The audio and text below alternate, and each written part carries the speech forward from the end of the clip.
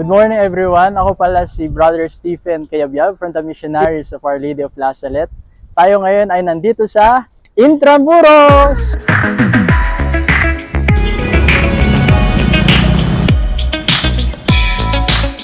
Ano nga ba ang Pentateuch o mas kilalang bilang Torah sa mga Hudyo?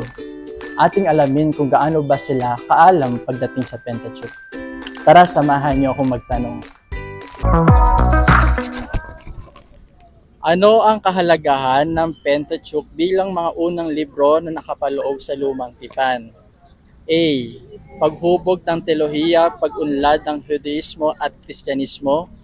B. Humubog na sa pang-teolohika o doktrinang aral ng Judaismo at Kristyanismo. Or C. All of the above. Letter C po. All of the above. So ang tamang sagot ay all of the above.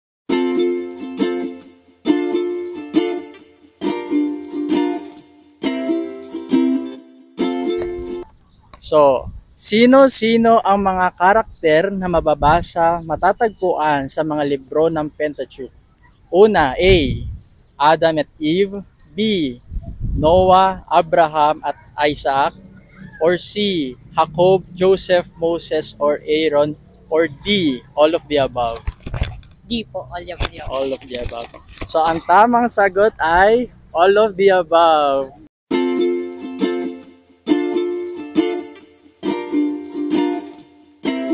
So, ang tanong ay, ano ang 5 libro na kapaloob sa Pentateuch?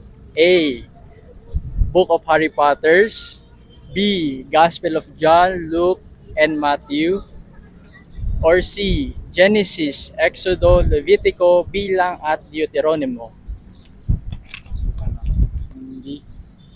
B. Sure ka na doon? C. Genesis, Exodo, Levitico, Bilang, at Deuteronomo. Tama si Kuya!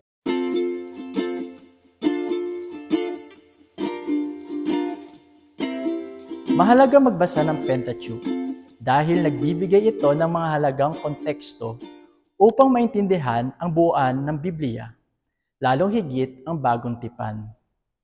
Hanggang doon na lamang po ang Salitinan on the Go Q&A.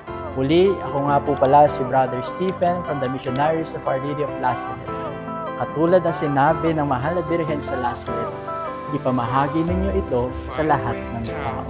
Lights went down when you feel lost in your shadow.